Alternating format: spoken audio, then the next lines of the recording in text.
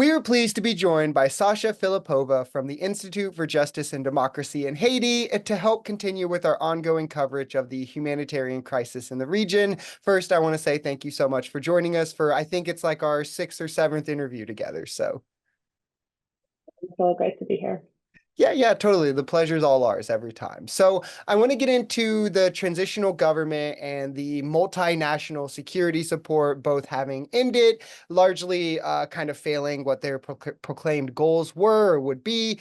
Can you describe some of this for us? Was it an end by choice? What does it mean for Haiti now? And how will their time largely be remembered? Thanks for that question. And I'll just take a quick opportunity to plug the Institute for Justice and Democracy in Haiti's most recent report, which is the update on human rights and the rule of law in Haiti, covering the last 6 months.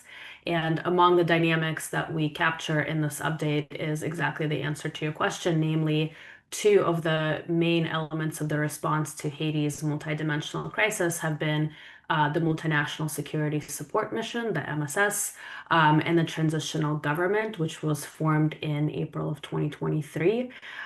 Both ended their mandates sort of predictably and ignominiously, with less of a positive track record than I think any of us would have hoped.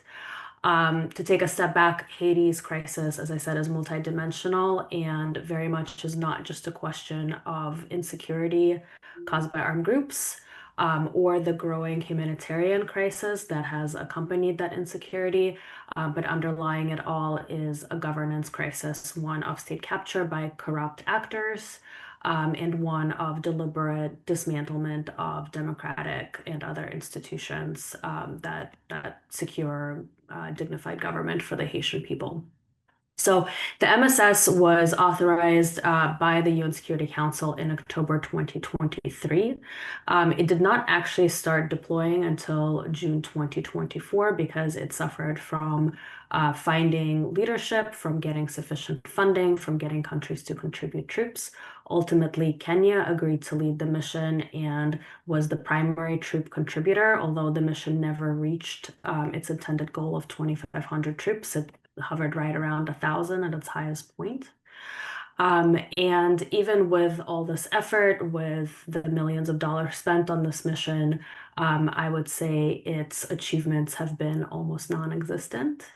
And some of the recent massacres, I think, just highlight the degree to which the insecurity and the territorial capture by armed groups has really persisted, notwithstanding its presence.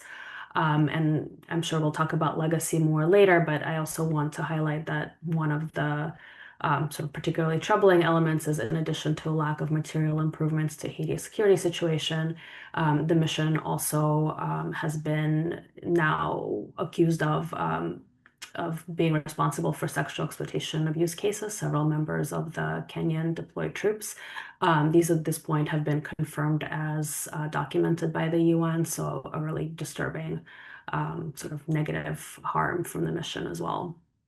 The MSS has now been replaced by another mission. So it ended not because its mandate expired, but because it got converted into a different kind of mission by the UN Security Council under extreme pressure from the US government to do so. The new mission is called the Gang Suppression Force. And as that name sort of signals, it's a much more militarized version of the MSS, which had been sort of proposed as a policing mission.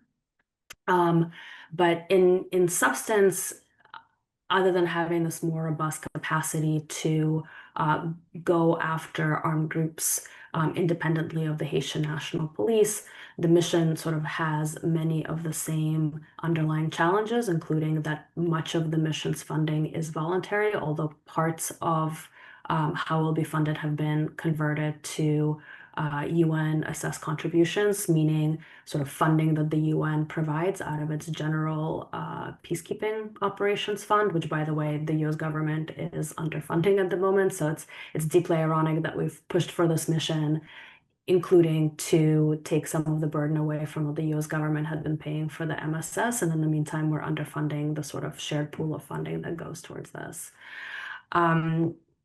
So that's the GSF. It got authorized on September 30th of last year for 1 year renewable mandate. But it really hasn't deployed yet. So the Kenyans are slowly drawing down from the MSS mission, and the GSF has been really slow to operationalize. The mission commander only deployed as of the 1st of April, so this month. There now been a few troops deployed, mostly from Chad, a few hundred, I think about 400 have been deployed, but that's really it in terms of material troops on the ground. And in the meantime, the Kenyans are due to draw down almost entirely.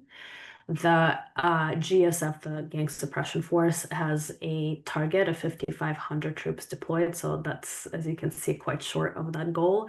And its funding is quite uncertain. So it's really unclear that this is a mission capable of transforming the MSS's really weak record.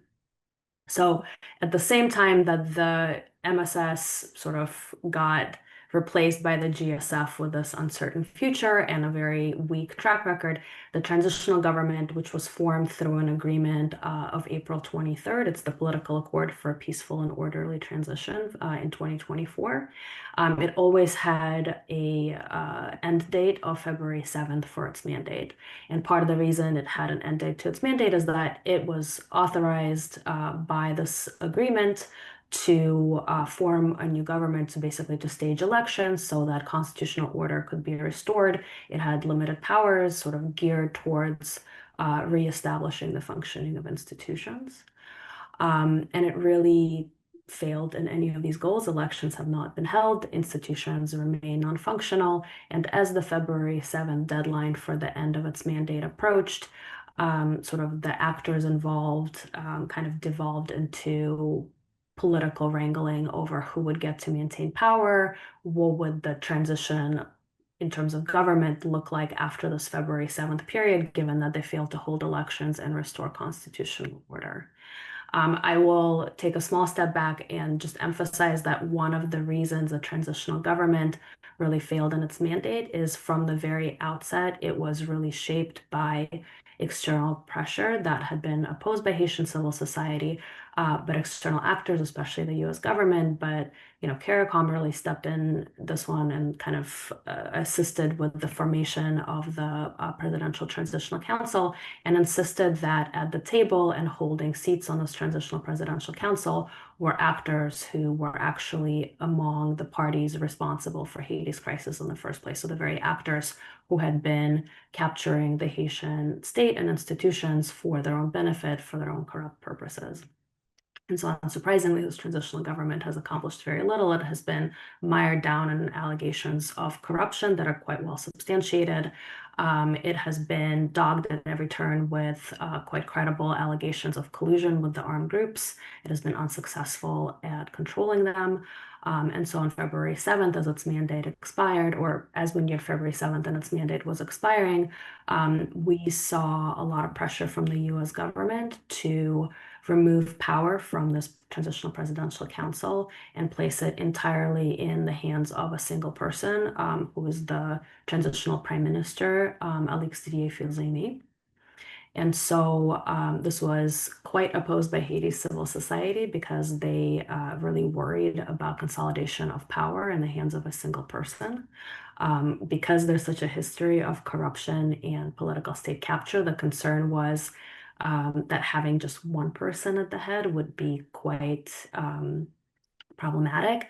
And Haiti's constitution, for that reason, does not have a single executive. It has both a parliament and a presidency in order to split some of that power. And so it was a really big concern. The US government, which was invested at that point already in supporting this gang suppression force and therefore really wanted a strong interlocutor on the other side to support it, really wanted a single actor to interact with. And so they put pressure to have this consolidation in a single person, including sending a warship to sail off the course of Haiti, even as they placed members of the Presidential Transitional Council under all kinds of visa sanctions when they tried to oust the sitting prime minister. And so, unsurprisingly, now the prime minister is the sole head of government of Haiti, which, has elicited a lot of concern, including because he has quite extensive connections with Haiti's uh, economic elites, some of whom have been quite credibly accused of being complicit in creating Haiti's crisis, but also really serious corruption, drug trafficking, etc.